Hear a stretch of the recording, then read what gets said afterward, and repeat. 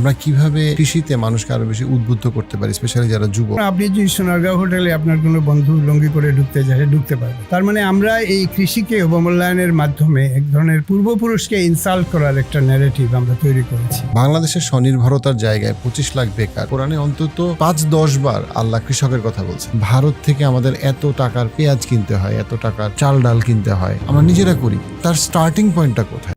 কৃষক যদি তার আইডিয়া নিয়ে যায় ইনোভেশনের জন্য, এই দেশে কোনো টাকা নাই। যখন ইনোভেশনের জন্য টাকা থাকবে না, এই দেশে তো কিছু হবে না। সালাম আলাইকুম আবেদ স্যার, থ্যাংক ইউ আবার সময় দেওয়ার জন্য। কেমন আছেন? থ্যাংক ইউ, ভালো আছি। জি আলহামদুলিল্লাহ। সো নতুন বাংলাদেশে আবেদ স্যারকে আবারও শুভেচ্ছা। আমাদের প্রথম পডকাস্টটা অসম্ভব ভালো মানুষ রিসিভ করেছিল, অনেক কিছু শেখার ছিল আমার জন্য এবং অডিয়েন্সের জন্য। সেখান থেকে আমরা আজকে যেই জায়গাটায় আমরা স্যারের সাথে ফোকাস করব, মানে স্যার কৃষি নিয়ে অ্যাজ আ সায়েন্টিস্ট কাজ করছেন মানে কয়েক যুগ ধরে। তো সেখানে আমাদের আজকের যে ফোকাসটা থাকবে সেটা হচ্ছে কি মূলত দুইটা। একটা হচ্ছে বাংলাদেশের স্বনির্ভরতার জায়গায় 25 লাখ বেকার, সেখানে আমরা কিভাবে কৃষিতে মানুষকে আরও বেশি উদ্বুদ্ধ করতে পারি, স্পেশালি যারা যুবক, এই বেকার শ্রেণীকে, এক নম্বর। এবং দুই নম্বর যেটা, সেটা হচ্ছে গিয়ে যে এই যে আমরা বিদেশে, শুধুমাত্র আমি যদি ভারতের কথা বলি, ভারত থেকে আমরা একটা বিশাল পরিমাণে মশলা, শস্যদান আমরা নিয়ে আসতেছি, এবং কিন্তু আমাদের দেশে সেগুলো উৎপাদন করা সম্ভব, স্বনির্ভর হওয়া সম্ভব, এবং তখন হয়তো বা ইন্ডিয়া বা অন্যান্য দেশ থেকে খুব অল্প পরিমাণ আনলেও সেটা সম্ভব হবে, কারণ যে কোনো দেশই স্বনির্ভর হতে চায় এবং হতে চাবে। তো সেই জায়গাটাতে কৃষিতে আমরা কীভাবে স্বনির্ভর হতে পারি, এবং গত প্রায় 10-15 বছর বা আরও বেশি সময় ধরে কীভাবে আমাদের কৃষিকে আমরা অবমূল্যায়ন করছি এবং সেটা কীভাবে আমরা সাফার করতেছি, সেটা আমাদের আলোচনার মূল বিষয়। তো স্যার, আমাদের প্রথম যেই টপিকে আমরা আলাপ করবো সেটা হচ্ছে যে আমরা যদি বাংলাদেশের কোন জায়গায় আল্লাহ আমাদেরকে ব্লেসিং দিছে আমরা যদি সেটা দেখি, তাহলে একটা অবশ্যই হচ্ছে মাটি। একটা বদ্বীপ মানে হচ্ছে কি, এটা জমি হচ্ছে কি পৃথিবীর সবচেয়ে উর্বর জমির একটা, কারণ সমস্ত নদী পলি মাটিগুলো নিয়ে আসতেছে, বন্যাতেও পলি মাটি আসতেছে।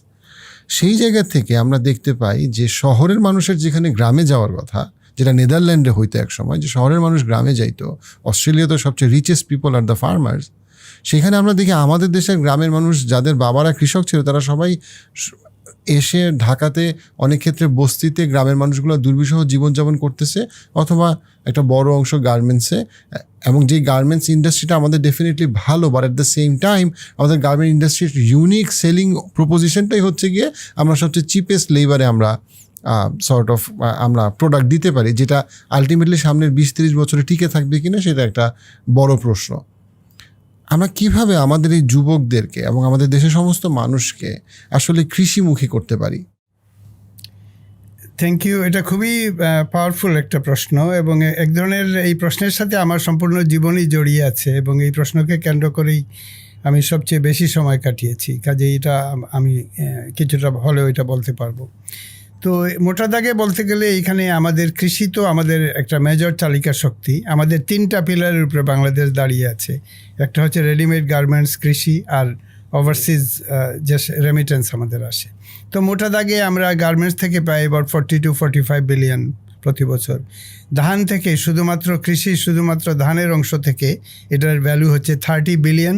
কেন 30 বিলিয়ন? 10 মিলিয়ন হেক্টর জমি, 5 টন পার হেক্টর উৎপাদন, এবং বাজারে চালের দাম হলো $600 পার কিলো।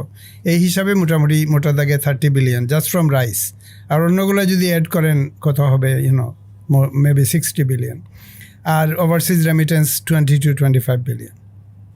কিন্তু তার মানে হচ্ছে কি, যে সিংহভাগ আমাদের রেডিমেড গার্মেন্টস এবং কৃষি থেকে, শুধুমাত্র ধানের কৃষি থেকে আসছে 30 বিলিয়ন প্লাস। এটা তো বিশাল ব্যাপার। কিন্তু এই তুলনায় আমাদের কৃষির কোনো ব্র্যান্ডিং নাই, তাই না? আমরা সেই প্রাচীন বাংলায় কলকাতা কেন্দ্রিক যে বাঙালিত্বের অভ্যুদয় হয়েছিল, সেখানে কৃষকদেরকে বলা হয়েছিল চাষা। কাজী নজরুল লিখেছেন, চাষা বলে করো ঘৃণা, দেখো চাষার রূপে বলরাম এলো কিনা, তাই না? কারণ হিন্দু শাস্ত্রে বলরাম বলে একজন আছে, শ্রীকৃষ্ণের ভাই উনি। তো হিন্দু শাস্ত্র কৃষককে বলরামের রূপে, বলরাম হচ্ছে এক ধরনের কৃষির এক ধরনের এমব্লেমিক গড বলা যেতে পারে কৃষিকে কেন্দ্র করে। তো ওইখানে একটা রেসপেক্টের জায়গা রয়েছে। কিন্তু আমরা হিন্দুত্বের বাইরে যারা মুসলমানরা বা অন্যান্য ধর্ম, কৃষিকে কেন্দ্র করে আমাদের কোনো এরকম পাওয়ারফুল ন্যারেটিভ নাই। এবং আমরা সবসময় বলেছি চাষা, ভুষো, বা আমি গ্রাম থেকে যখন ঢাকাতে প্রথম পড়তে আসলাম 1972 সালে, আমি দেখলাম যে শহরের ছেলেরা ওই যারা একটু সফিস্টিকেটেড না বা চুলের মধ্যে তেল মেখে এসেছে বা নারকেল তেলের গন্ধ পাওয়া যাচ্ছে, তাদেরকে বলতো ক্ষেত, লিটারালি এগ্রিকালচার, ক্ষেত। এবং একটা ছেলে বলেছিল একদিন আমাকে, এখনো আমার কানে লেগে আছে আজকে এত বছর পরে, যে গড ডেম ইয়ার the other day I came to know কৃষি মিনস এগ্রিকালচার। মানে সে কৃষি কথাটা সে পাকিস্তানে ছিল, পাকিস্তান থেকে রিপ্যাট্রিয়েটেড হয়ে আসছিল 1974 সালে, এটা আমাকে বলেছিল। তো আমি একটু কিছুটা স্তম্ভিত হয়েছিলাম, কারণ আমি মতামত গ্রাম কেন্দ্রিক বা কৃষি নির্ভর ওই রকম একটা ফ্যামিলি, অনেকে এদেরকে ভূমিপুত্র বলে। তো আমি এক ধরনের ভূমিপুত্র পরিবারের মানুষ। যে কৃষি যেটা খারাপ জিনিস সেটা আমার চিন্তা চেতনায় আসলো আমি যখন ঢাকায় চলে আসলাম, এবং এই শহরের যারা মধ্যবিত্ত উচ্চ মধ্যবিত্ত অফিসার্স তাদেরকে সংস্পর্শে আসলাম, তাদের ছেলে মেয়েদের, এবং দেখলাম যে কৃষির একটা অবমূল্যায়ন। কিন্তু তাজ্জবের ব্যাপার হলো এই যে গুলশান, বারিধারা, ধানমন্ডিতে বা মূলত ধানমন্ডিতে যারা আসলো, তাদের দাদারা, তাদের গ্র্যান্ড প্যারেন্টসরা গ্রাম থেকে এসেছিল। ফজলুল হক সাহেবের কল্যাণে, ফজলুল হক মিনিস্ট্রিতে, অনেকে বলে যে উনি যখন মিনিস্ট্রি গঠন করেছিলেন 30-এর দশকে, তখন পার্লামেন্টের মেম্বাররা সব লুঙ্গি পরা ছিল, এবং বাঙ্গালনামা বইয়ে এটার উল্লেখ আছে, অনেকে এটা নিয়ে লিখেছে যে উনি প্রথমে কৃষক সমাজকে পার্লামেন্টারি প্রসেসের মধ্যে নিয়ে আসলেন। কিন্তু এই লুঙ্গি পরা লোকগুলো এখনও, যেটা আমি আগের পডকাস্টে বলেছি, আবার এটা বলতে চাই, এখনও আপনি যদি সোনারগাঁও হোটেলে আপনার কোনো বন্ধু লুঙ্গি পরে ঢুকতে যায়, ঢুকতে পারবে না। তার মানে আমরা এই কৃষিকে অবমূল্যায়নের মাধ্যমে এক ধরনের পূর্বপুরুষকে ইনসাল্ট করার একটা ন্যারেটিভ আমরা তৈরি করেছি, এবং এটার মাধ্যমে আমরা কৃষিকে মিসব্র্যান্ড করেছি এইভাবে যে এখন একটা খুব পাওয়ারফুল একটা ছেলে যদি তার ট্যালেন্ট থাকে, সে কৃষি নির্ভর পরিবার থেকেও যদি আসে, সে কৃষির মধ্যে আর যেতে চাচ্ছে না, কারণ এটা গ্ল্যামারাস না, এটা এক ধরনের চাষা নামের উপাধিটা সে চাচ্ছে না, এটাকে সে তার ক্যারিয়ারের পরাজয় মনে করে, ক্যারিয়ারের একটা পরাজয় মনে করে, এবং অনেকে গালি দিয়ে বলে যে লেখাপড়া করছো না, শেষে গ্রামে ধান চাষ করে খেতে হবে। এটা একটা গালি কিন্তু, এবং ধান চাষ করে খাওয়া যে একটা পদস্থলন, মানে তুমি যেমন ইউ হ্যাভ ফেইল্ড, যে তুমি ধান চাষ করে খাচ্ছ, তাই না? আমাকে অনেকে বলে যে তুমি বিদেশ গেলা, বিদেশ থাকতা, এখন দেশে এসে আবার ধান চাষ। কলকাতার এক বন্ধু আবার একটু কায়দা করে যে হ্যাঁ আপনার কথা শুনেছি, সবাই জানে আপনি নাকি চাষবাস করেন। আমি বললাম চাষ করি, কিন্তু বাসটা আবার কি, তাই না? এই যে চাষবাস করা, গেয় ভূত, এগুলো হলো কলকাতা কেন্দ্রিক গালি আর কি, এবং এগুলো আমরা খুব ভালো রপ্ত করেছি, তাই এগুলোকে আমরা ঢাকায় নিয়ে এসেছি, এবং আমরা ওই কলকাতার যে গেয়ভূত টাইপের কথা যেগুলো শুরু হয়েছিল, তাই না, কলকাতায় ইংরেজিতে যাদেরকে বলে কার্পেট ব্যাগার্স, মানে হঠাৎ করে বড় লোক যখন হয়, এটা আমেরিকা থেকে এই কথাটা এসেছে, যে এক ধরনের কোনো ট্রেডিশন নাই, কোনো লং ফ্যামিলি হিস্ট্রি নাই, হঠাৎ টাকা এসেছে, তারা কার্পেট ব্যাগার্স।